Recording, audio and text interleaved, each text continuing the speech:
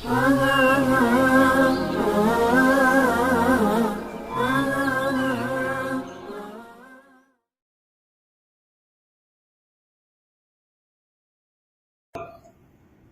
ரலியல்லாஹு தஆலா அன்ஹா இது நடக்கக்கூடிய போராட்டங்களிலே பல்வேறு விதமான கோஷங்களிலே ஒரு கோஷமாக எழுப்பப்படக்கூடிய ஒரு கோஷம் சுமையாவின் வாரிசு நாங்கள், சுமையாவுடைய தியாகத்தின் வளர்ந்தவர்கள் நாங்கள் என்றெல்லாம் சொல்லப்படக்கூடிய அளவுக்கு நாம் வார்த்தைகளால் சொல்கிறோம்.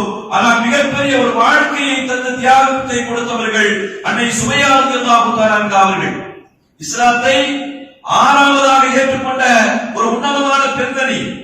மக்கா ரசூலுல்லாஹி ஸல்லல்லாஹு அலைஹி வஸல்லம் அவர்கள் அந்த 13 ஆண்டு காலம் எத்தனை துன்பங்களை பட்டார்களோ, எத்தனை கஷ்டங்களை பட்டார்களோ, அத்தனை கஷ்டங்களையும் அதிலே பெரும்பகுதியை அனுபவித்தவர்கள் சுமையா ரலியல்லாஹு தஆலா அன்ஹா அவர்கள். சாதாரண கஷ்டமா? வாழ்க்கையிலே அப்படி ஒரு கஷ்டத்தை உலகத்திலே யாருமே சந்தித்து விடக் கூடாது, அந்த அளவுக்கு கஷ்டப்பட்டார்கள். சுடு மணலிலே அவருடைய ஆடைகள் எல்லாம் களையப்பட்டு பக்கத்திலே கணவர், இன்னொரு பக்கத்திலே அவர்களால் பெற்றெடுக்கப்பட்ட மைந்தர் புதல்வர் அம்மாரும் யாசிரும் பக்கத்திலே நிற்க அபூஜஹல் அவருடைய மர்மஸ்தானத்திலே ஈட்டியை குத்தி அதிலிருந்து ரத்தத்தை ஒழுக விடுகிறார். கணவரும் பிள்ளையும் பார்க்கக்கூடிய அந்த கொடூரமான நிலையிலே ஷஹீதாக்கப்பட்டார்கள் என்பதை வரலாற்றிலே நாம் பார்க்கிறோம். இப்படி ஒரு கொடூரத்தை நம்முடைய கண்களுக்கு முன்னாலே காட்சிப்படுத்துங்கள்.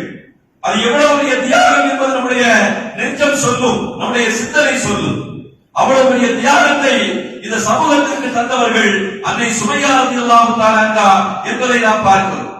இணையத்திற்குரிய அருமையான சகோதரர்களே, இப்படி பல்வேறு விதமான தியாகங்களை இந்த சமூகத்திற்கு செய்தவர்கள் பெண்மணிகள் என்கின்ற நிலையை பார்க்கின்ற பொழுது பெண்மணிகளுடைய கையிலே ஒரு விஷயம் ஆழமாக பதிந்து போய்விட்டது என்று சொன்னால் உலகத்திலே யாரும் அவர்களுக்கு முன்னாலே நின்று வெல்ல முடியாது என்கின்ற வரலாற்றை நிச்சயமாக பார்க்க முடியும். இந்த கட்சிகள் இருக்கக்கூடிய ஒரு போராட்டங்களை எல்லாம் அரசாங்கம் மிகப்பெரிய ஒரு பொருட்டாக கருதுவதில்லை. எந்த காரணம் என்று சொன்னால் எந்த இயக்கமாக இருந்தாலும் எந்த கட்சியாக இருந்தாலும் அவர்கள் நடத்தக்கூடிய அத்தனை போராட்டங்களும் ஒரு நோக்கத்தை அடிப்படையாக கொண்டு இருக்கும். அடையாள போராட்டமாக நடத்துவார்கள், ஒரு நாளிலே முடிந்து போய்விடும், அதற்கு பின்னாலே வேறு பிரச்சனைகள் தலையெடுக்கும், அதை கையிலே வைத்துக் கொள்வார்கள். ஆனால் பெண்மணிகளுடைய உள்ளத்திலே ஒரு வைராக்கியம் வந்துவிட்டது என்று சொன்னால் அவர்களால் திரும்பி போக முடியாது, வென்றெடுக்க வரைக்கும் என்ற காரணத்தினால்தான் இன்று டெல்லியிலே பெண்கள் குழுமி இருக்கிறார்கள். அமித்ஷா வந்து பேசுகிறார், உள்துறை அமைச்சர் வந்து பேசுகிறார், பல்வேறு எம்பிக்கள் வந்து பேசுகிறார்கள். எப்படிப்பட்ட வார்த்தைகளை பயன்படுத்தக்கூடாதோ அப்படிப்பட்ட வார்த்தைகளை எல்லாம் பயன்படுத்தி பேசுகிறார்கள். சாதாரண விஷயமா? பர்வீன் சர்மா என்று சொல்லப்படக்கூடிய ஒரு எம்பி அந்த ஷஹீத்பாக் அந்த தோட்டத்திலே நடைபெறக்கூடிய அந்த போராட்டத்தை குறித்து பேசுகிறார். இங்க இருக்கக்கூடிய பெண்மணிகளை எல்லாம் கற்பழித்து கொலை செய்ய வேண்டும் என்று சொல்கிறார். இவ்வளவு பெரிய ஒரு மோசமான ஒரு வார்த்தை தேர்தல் கமிஷன் கண்டுகொள்ளவில்லை.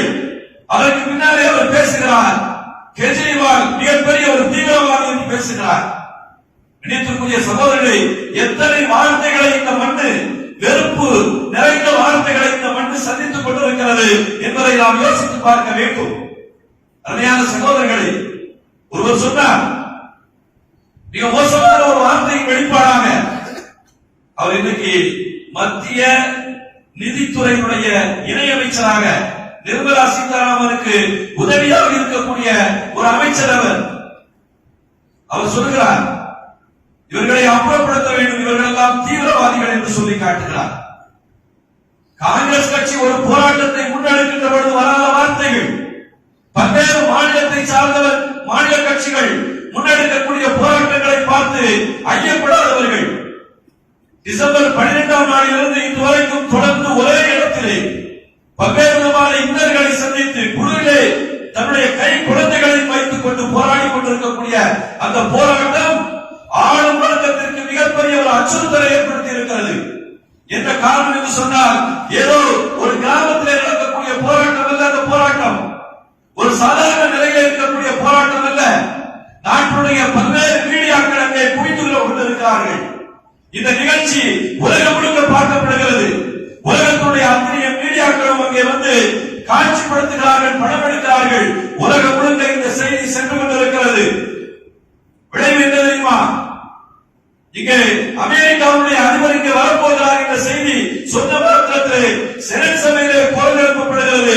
அந்த நாட்டினுடைய பிரச்சனைகளை குறித்து நீங்கள் அங்கே பேச வேண்டும், குடியுரிமை சட்டத்தை குறித்து நீங்கள் பேச வேண்டும் என்று செனட் சபையினுடைய உறுப்பினர்கள் சொல்லக்கூடிய அளவுக்கு உலகம் முழுக்க இந்த செய்தியை கொண்டு போய் சேர்த்தவர்கள் யார் என்று சொன்னால் ஷஹீன்பாக் தோட்டத்திலே போராடி கொண்டிருக்கிறார்களே பெண்மக்கள், அந்த பெண்மணிகள் தான். எவ்வளவு வீரமுடையவர்கள், எத்தனையோ அச்சுறுத்தல்கள், துப்பாக்கியை கொண்டு மிரட்டுகிறார்கள். ஒவ்வொரு போராட்டத்திலையும் மிகப்பெரிய வன்முறையை தூண்டிவிடுகிறார்கள். எந்த வன்முறைக்கும் பயப்படவில்லை, எந்த அச்சுறுத்தலுக்கும் ஆளாகவில்லை. வந்துவார் என்று சொல்லக்கூடிய அளவுக்கு மிகப்பெரிய தைரியத்தோடு எதிர்கொள்கிறார்கள் என்று சொன்னால் உண்மையிலேயே இதுவரைக்கும் அன்னை சுமையாவை பற்றி ஜும்மாக்களிலே பேசிக் கொண்டிருந்தோம். இஸ்லாமிய வரலாறுகளிலே ருஃபையாவை பற்றி பேசிக் கொண்டிருந்தோம். இனி வரக்கூடிய வரலாறுகள் யாரை குறித்து பேச வேண்டும் என்று சொன்னால் ஷஹீன்பாக் தோட்டத்திலே போராடி கொண்டிருக்கிறார்களே, இரவிலேயும் பகலிலேயும் குளிரிலேயும் எந்த விதமான அச்சமும் இல்லாமல் போராடி கொண்டிருக்கிறார்களே, அந்த தியாக பெண்மணிகளை குறித்து இனி வரக்கூடிய வரலாறுகளிலே, இனி வரக்கூடிய இந்தியாவுடைய நாட்களிலே வரலாற்றிலே பதியப்படக்கூடிய அளவுக்கு இஸ்லாமிய சமூகம் கொண்டு செல்ல வேண்டும். சாதாரண அச்சுறுத்தலா? ஒரு நாட்டுடைய பிரதமர் சொல்கிறார், அவருடைய ஆணையை வைத்து அவர்கள் தீவிரவாதிகளா இல்லையா, யார் வன்முறை செய்கிறார் என்பதை தெரிந்து கொள்ளலாம் என்று சொன்னால் யாரை குறித்து சொல்கிறார்? அங்கே துப்பட்டிகளையும் புர்காக்களையும் போட்டிருக்கக்கூடிய முஸ்லிம் பெண்களை குறித்து தான் ஒரு நாட்டுடைய பிரதமர் பேசுகிறார். அச்சுறுத்தல், அந்த பயம் யாருடைய உள்ளத்தில் ஏற்படுகிறது என்று சொன்னால் சர்வ அதிகாரத்தையும் கையில வைத்திருக்கக்கூடிய நாட்டுடைய பிரதமருடைய உள்ளத்திலே ஒரு அச்சம் வருகிறது என்று சொன்னால், பெண்கள் போராட்ட களத்திற்கு வந்துவிட்டார்கள் என்று சொன்னால் உலகத்திலே எவரும் அவர்களுக்கு முன்னாலே நின்று ஜெயிக்க முடியாது என்பதைத்தான் சரித்திரகால வரலாறுகளும் சமகால வரலாறுகளும் சொல்லிக் கொண்டிருக்கிறது என்பதை நாம் பார்க்கிறோம்.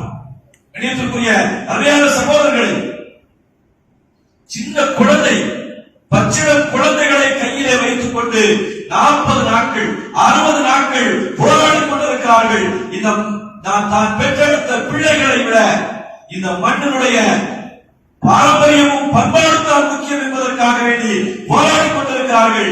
இறந்து போய்விட்ட குழந்தையை அடக்கம் செய்துவிட்டு மீண்டும் போர்க்களத்தை வந்து ஒரு தாய் இருக்கிறார் என்று சொன்னால் இந்த தியாகத்தை வரலாற்றிலே எந்த வார்த்தைகளால் எழுதுவது என்பது தெரியாது. அந்த அளவுக்கு மிகப்பெரிய தியாக உணர்வோடு போர்க்களத்தை சந்திக்கக்கூடிய பெண்மணிகளாக நம்முடைய இஸ்லாமிய பெண்மணிகள் மாத்திரமல்ல, எல்லா பெண்மணிகளும் அங்கே இருக்கிறார்கள். அந்த ஷஹீன்பாக் தோட்டத்தில் என்ன நடக்கிறது தெரியுமா? ஏன் இவ்வளவு ஐயப்படுகிறார்கள், ஏன் இவ்வளவு பயப்படுகிறார்கள் தெரியுமா? அங்கே இருக்கக்கூடிய மக்கள் முஸ்லிம்கள் அல்ல, எல்லா சமயத்தை சார்ந்தவர்கள் வந்து லட்சக்கணக்கிலே வந்து சென்று கொண்டிருக்கிறார்கள். இரவு முழுக்க அங்கே தொழுகை நடைபெறுகிறது, இரவு முழுக்க அங்கே பஜனை பாட்டுகள் நடைபெறுகிறது. இஸ்லாமியர்கள் தொழுது கொண்டிருக்கிறார்கள், குர்ஆனை ஓதிக் கொண்டிருக்கிறார்கள், கிறிஸ்தவர்கள் ஜெபித்துக் கொண்டிருக்கிறார்கள், சீக்கியர்கள் ஆராதனை செய்து கொண்டிருக்கிறார்கள். யாரும் அங்கே நடக்கிறது. இஸ்லாம் இந்த இந்திய மண், இஸ்லாமியர்கள் காலம் முழுக்க எதை தேடிக்கொண்டிருந்தார்களோ, எது அழிக்கப்பட்டுவிடக் கூடாது என்ற அடையாள சின்னத்தை தேடிக்கொண்டிருக்கிறார்களோ, அந்த பன்முக தன்மையை, பல்சமய வழிபாடுகளை ஒரே இடத்திலே ஆளும் வர்க்கம் பார்க்கின்ற பொழுது பயப்படுகிறது. ஆகா, நாம் எடுக்கக்கூடிய இந்த வகுப்புவாத அரசியலுக்கு மிகப்பெரிய பங்கமும் பாதிப்பும் வந்துவிட்டது என்று அலறுகிறார்கள். அந்த அலறலை உருவாக்கி தந்தது யார் என்று சொன்னால் பெண்மணிகள். இணையத்திற்குரிய அருமையான சகோதரர்களை, பல்வேறு விதமான அச்சுறுத்தல்களை அவர்கள் ஒவ்வொரு நாளும் அனுபவித்துக் கொண்டிருக்கிறார்கள். உள்ளே யார் வருவார், யார் போவார்? இன்னும் சொல்ல போனால் வகுப்புவாத மதவாத கட்சியை சார்ந்த பெண்மணிகளை புர்கா போட்டு உள்ளே அனுப்பி கலவரத்தை உண்டு பண்ண வேண்டும் என்கின்ற திட்டத்தோடு ஆளும் வர்க்கம் சரி செய்து கொண்டிருக்கிறது என்பதையெல்லாம் தெரிந்ததற்கு பின்னாலும் கூட எவ்வளவு பெரிய இழப்புகளையும் எவ்வளவு பெரிய வன்முறை வந்தாலும் கூட போராட்டத்திலிருந்து பின்வாங்கிவிடக் கூடாது என்பதிலே உறுதியாக இருக்கிறார்கள் அந்த தியாக தோழிகள். சகோதரர்களே, என்ன நடக்கிறது? அவர்களை ஒவ்வொரு காலகட்டத்திலுமே ஞாபகம் வைத்துக் கொள்ள வேண்டும். இந்த சமூகத்தினுடைய மிகப்பெரிய சாபங்கள் என்ன தெரியுமா? தனக்கு ஒரு அச்சுறுத்தல், பயமோ, ஒரு சோதனையோ வராத வரைக்கும் யாரையுமே நினைவிலே வைத்துக் கொள்வதில்லை நம்முடைய சமூகம். ஒரு மிகப்பெரிய துரதிஷ்டம். நம்முடைய வாழ்க்கை கணித்தால் என்ன? நம்முடைய வாழ்க்கை எந்த விதமான பிரச்சனையும் இல்லாமல் அமைதியாக சென்று கொண்டே இருந்தால் எதுவுமே இல்லை என்கின்ற ஒரு நிலைப்பாட்டிலேதான் நம்முடைய சமூகம் ஒரு 70 ஆண்டு காலமாக வாழ்ந்து வந்திருக்கிறது. சுதந்திரத்தை வாங்கி கொடுத்து விட்டோம். இனிமே இந்த மண்ணிலே எந்த பிரச்சனையும் இல்லை, எந்த விதமான சூழல்களும் வராது என்கின்ற ஒரு நிம்மதியான வாழ்க்கைக்கு நம்முடைய மனதையும் நம்முடைய வாழ்க்கையும் தயார்படுத்திவிட்டு வாழ்ந்து கொண்டிருக்கின்ற காரணத்தினாலேதான் இதுவரைக்கும் நாம் எதிர்பார்க்காத மிகப்பெரிய ஒரு சோதனையை இன்றைய காலகட்டத்திலே சந்திக்க வேண்டிய ஒரு இக்கட்டான நிலை ஏற்பட்டிருக்கிறது. இணையத்திற்குரிய அருமையான சகோதரர்களே, இந்த பெண்மணிகளை வரலாறு ஞாபகத்திலே வைத்துக் கொள்ள வேண்டும். இன்னும் சொல்ல போனால் இந்த போராட்ட களத்திலே தன்னுடைய உயிர்களை தியாகம் செய்த 29-30 நபர்களுடைய பெயர்களை இஸ்லாமிய சமூகம் எங்கெல்லாம் வாழ்கிறதோ வாழக்கூடிய அத்தனை தெருக்களிலேயும் பெயர்களாக வைக்க வேண்டும். ரஹ்மத் தெரு, பரக்கத் தெருல அல்லாஹ் வச்சிருவான், அல்லாஹ் கொடுப்பான். இனி வரக்கூடிய காலகட்டங்களிலே இவர்களுடைய பெயர்களை பொறுக்கி எடுத்து, ஏனென்று சொன்னார் சுதந்திர போராட்டத்திலே உயிர் நீத்த அந்த தியாகிகளை இன்னும் வரலாற்றிலே பதிவு செய்து வைத்திருக்கிறோம். ஆனால் இவர்களுடைய தியாகங்கள், இவர்களுடைய உயிர் பலிகள் இந்த சமூகத்திலே மறக்கடிக்கப்பட்டு விடக் கூடாது என்று சொன்னால் முஸ்லிம்கள் எங்கெல்லாம் திரளாக வாழ்ந்து கொண்டிருக்கிறார்களோ அத்தனை ஊர்களிலேயும் இடங்களிலேயும் அவர்களுடைய பெயர்கள் தெருக்களிலே பெயராக சூட்டப்பட வேண்டும். இணைத்திருக்கிற அருமையான சகோதரர்களே, ஆனால் அப்படிப்பட்ட ஒரு சூழலை இருக்கிறதா யோசித்து பார்க்க வேண்டும். நாம் தாக்கப்படக்கூடிய ஒரு அச்சுறுத்தல் ஏற்படக்கூடிய இந்த சூழ்நிலையிலே தான் பல்வேறு விதமான செய்திகளை நாம் நினைத்து பார்க்கிறோம். திருச்செங்கோட்டில அந்த திமுகவுடைய தமிழர் பிரசன்னா பேசும்போது ஒரு புத்தகத்தை காட்டி கேட்டார். இந்த புத்தகம் யார் எழுதுனது தெரியுமா?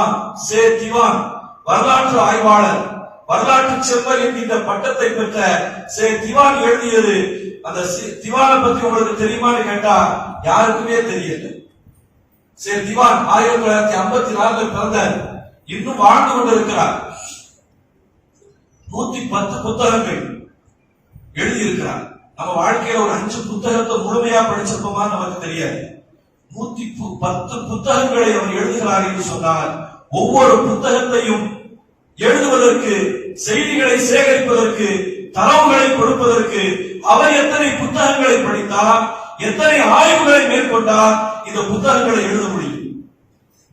ஆனால் இந்த பிரச்சனைகள் எல்லாம் வரும் என்ற காரணத்தினாலே, வரலாற்று செய்திகள் மறக்கடிக்கப்பட்டுவிடும் என்ற காரணத்தினாலே ஒவ்வொரு ஊர்களிலேயும் போய் பழங்காலத்துடைய புத்தகங்களை எல்லாம் சேகரித்து அதிலே படித்து புத்தகங்களை வெளியிட்டார்.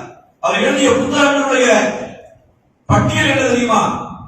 சுதந்திர போரில் இந்திய முஸ்லிம்கள் ஒரு பாகம் அல்ல 4 பாகத்தை எழுதினார்.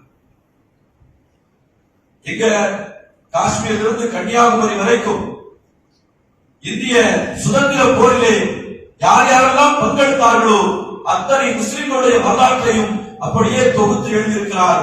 ஒரு புத்தகம் அல்ல, 4 புத்தகங்கள். வரலாற்றின் வெளிச்சத்தில் அவுரங்கசீப்பை இன்று தீவிரவாதியாக காட்டிக் கொண்டிருக்கிறார்கள், ஒரு மதவாதியாக காட்டிக் கொண்டிருக்கிறார்கள். அவருடைய உண்மையான வாழ்க்கை என்ன என்பதை வரக்கூடிய சமுதாயத்திற்கு சொல்ல வேண்டும் என்பதற்காக வேண்டி அவருடைய அத்தனை விஷயங்களையும் தொகுத்து ஒரு புத்தகமாக வெளியிட்டிருக்கிறார். வேறொரு புரட்சி, முஸ்லிம்கள் திரளாக வாழக்கூடிய வேறொரு மக்கள் செய்த தியாகங்கள் என்ன, அவர்கள் இந்திய சுதந்திரத்திற்காக வேண்டி கொடுத்த பங்களிப்புகள் என்ன, அதை குறித்து புத்தகம் எழுதியிருக்கிறார். சுதந்திர போராட்டத்திலே நெல்லை மாவட்ட மக்கள் என்னென்ன பங்களிப்பை செய்தார்கள் என்பதை குறித்து எழுதியிருக்கிறார். அது ஒரு புத்தகம். விடுதலையின் நிறம் பச்சை ஒரு புத்தகத்தை எழுதியிருக்கிறார். விடுதலை போரில் வீரமிகு முஸ்லிம்கள், அதே போல மலையாளிகளை சார்ந்த அந்த குஜாலிகள், போர்த்துகீசியர்கள், இது போன்ற பல்வேறு வரலாற்று விஷயங்களை எழுதியிருக்கிறார். நன்றாக விளங்கிக் கொள்ள வேண்டும். கம்ப்யூட்டர் இல்லாத காலம், எந்த விதமான தகவல் தொடர்பை உடனே எடுத்துவிட முடியாது என்கின்ற அந்த காலகட்டத்திலே இத்தனை புத்தகங்களை எழுதியிருக்கிறார் என்று சொன்னால் அவருடைய வாழ்க்கையை அதற்காக வேண்டிய அர்ப்பணித்திருக்க வேண்டும். ஆனால் இந்த புத்தகங்களை ஏதோ இது குமுதா ஆனந்தங்கள அதையாவது கடையில மாட்டி விட்டோம் அப்படின்னு சொன்னா எல்லாரும் வாங்கிட்டு போயிருவாங்கிறது அல்ல. அத்தனையும் முஸ்லிம்களுடைய வரலாற்றை குறிக்கக்கூடிய புத்தகம். வரலாறு படிப்பதற்கே மறந்து போயிருக்கக்கூடிய இந்த சமுதாயம் ஏதாவது ஒரு நிலையில வாங்கி படித்துவிடும் என்ற காரணத்தினாலே அத்தனை பொருளாதாரத்தையும் செலவழித்து இத்தனை புத்தகங்களை முஸ்லிம்களை குறித்து மாத்திரம் எழுதியிருக்கிறார். ஆனால் ஒரு துரதிஷ்டம் என்ன தெரியுமா? ஒரு தடவை திருநெல்வேலியில் ஒரு பள்ளியாசிரியர் தொழுதுக்கு நான் வரேன். அப்படி வரும்போது அவர் தான் எழுதிய அந்த புத்தகங்களை கையிலே வைத்துக் கொண்டு ஒரு முசாஃபிர் மாறி வெளியே நின்று என்ன செய்திருக்கார்? அப்படி காட்டிக்கிட்டே இருக்கிறார். எவ்வளவு பெரிய அபலம் தெரியுமா? எவ்வளவு பெரிய கேவலம் தெரியுமா? இன்றைக்கு எழுத்தாளர்கள் ஒரு புத்தகத்தை எழுதிவிட்டு அவன் இன்னொரு காரியை செல்கிறான், வசதியான வாழ்க்கையை வாழ்ந்து கொண்டிருக்கிறான். ஆனால் இந்த சமுதாயத்திற்காக வேண்டி எழுதிய ஒரு எழுத்தாளர், அவரை கொண்டாடப்பட வேண்டும், அவர் பாதுகாக்கப்பட வேண்டும்.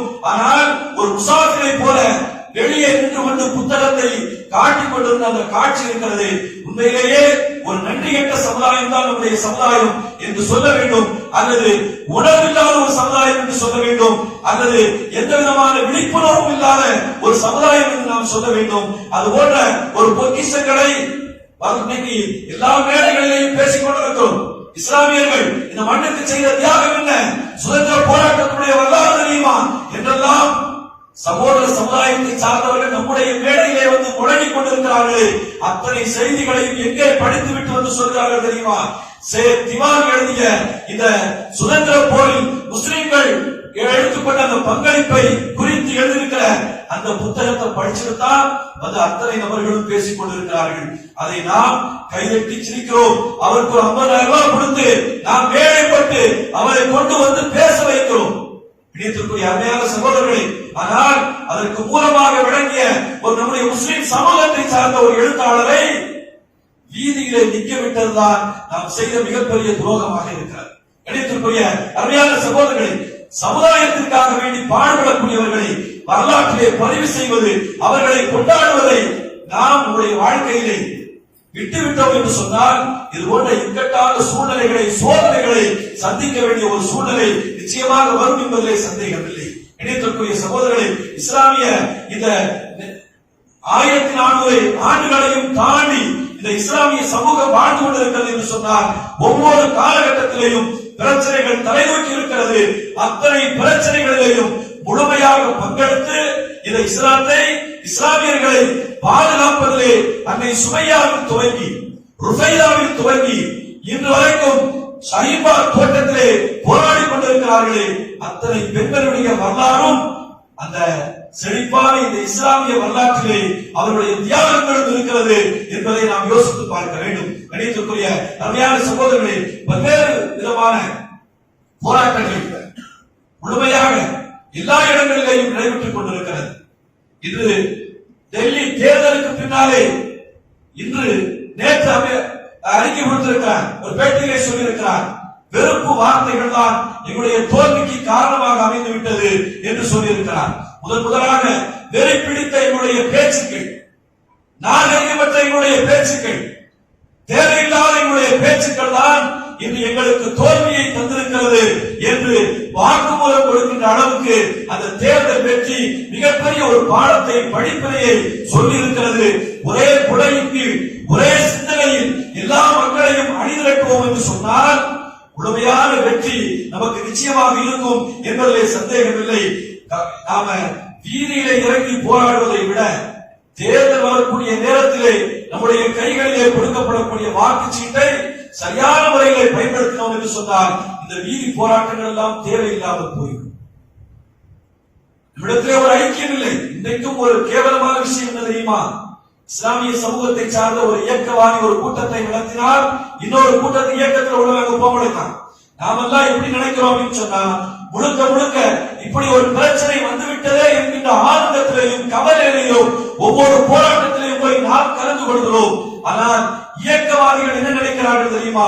இப்படி ஒரு போராட்டம் கிடைத்து விட்டதே என்கின்ற சந்தோஷத்தில் இருக்கிறார்கள் என்றுதான் சொல்ல வேண்டும். காரணம், அவருடைய நடவடிக்கைகள் அதைத்தான் காட்டிக் கொண்டிருக்கிறது என்று சொல்ல வேண்டும். இணையத்திற்குரிய அருமையான சகோதரர்கள், இப்படி எதற்காக சொல்கிறேன் என்று சொன்னால், இப்படி இயக்கங்களாக, கட்சிகளாக பிளந்து போய் சிதைந்து போய்விட்ட காரணத்தினால்தான் இந்த தெருக்களிலே கோஷங்களை பிடித்து இந்த போராட்டம் என்பது ஒரு அவமானம். இந்த போராட்டம் என்பதை நாம் ஏதோ எந்த கோணத்திலே பேசுவதாக இருந்தாலும் கூட ஒரே ஒரு கோணத்தை நாம் விளக்க வேண்டும். நாம் பிறந்த மண்ணிலே, நாம் தியாகம் செய்த இந்த மண்ணிலே தெருவிலே நின்று கொண்டு குடியுரிமை பறிக்காதே என்று சொல்லக்கூடிய இந்த வார்த்தையை நாம் முழங்குவது இருக்கிறதே, அது மிகப்பெரிய ஒரு அவமானம், கேவலம் என்பதை நம்முடைய சமூகம் உணர்ந்து கொள்ள வேண்டும், விளங்கிக் கொள்ள வேண்டும். காரணம், அப்படி போராடக்கூடிய அந்த அவமானகரமான ஒரு போராட்டத்திற்கு நாம் தள்ளப்பட்டிருக்கிறோம் என்று சொன்னால் நம்மிடத்திலே ஒற்றுமை இல்லாததின் காரணத்தினால்தான் இந்த வீதியிலே இருக்க வேண்டிய ஒரு சூழ்நிலை ஏற்பட்டிருக்கிறது. இணையத்திற்குரிய அருமையான சகோதரர்கள், அதனாலே நம்முடைய சமூகத்திலே ஒரு முழுமையான ஐக்கியமும் ஒற்றுமையும் கிடைத்து விட்டது என்று சொன்னால் வரலாறு நமக்கு அதைத்தான் சொல்லி காட்டியிருக்கிறது.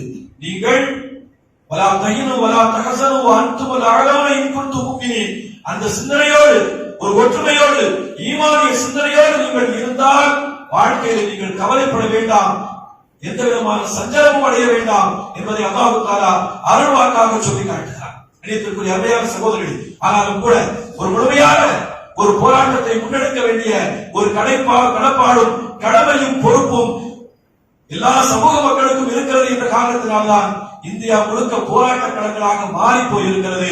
நிச்சயமாக இந்த போராட்டம் வெற்றியை தரும் என்பதிலே சந்தேகமில்லை. ஈமானிய சிந்தனையோடு, அந்த போராட்ட உணர்வோடு இதை நாம் எதிர்கொள்கின்ற பொழுது அல்லாஹ் தஆலாவுடைய கருணையும் அவருடைய அருட்பார்வையும் நிச்சயமாக கிடைக்கும் என்று சொன்னால் போராட்டத்தின் வழியாகத்தான் இந்த மார்க்கத்தை நாம் வென்றெடுத்திருக்கிறோம். எதிரிகள் நம்மை தாக்க வருகின்ற பொழுது, அச்சுறுத்தலின் மூலமாக, அடக்குமுறையின் மூலமாக சிதைக்க நினைக்கின்ற பொழுது எதிர்கொண்டு வெற்றி கண்டிருக்கிறோம். அதுபோல இந்த சூழ்நிலையிலையும் நம்முடைய போராட்டங்களும் நம்முடைய பிரார்த்தனைகளும் நிச்சயமாக நமக்கு கை கொடுக்கும். அல்லாஹ் தஆலா அருள் புரிவான் என்பதிலே சந்தேகமில்லை. ரப்பல் ஆலமீன் அல்லாஹ் நம்முடைய எண்ணங்களை கபூல் செய்வானாக.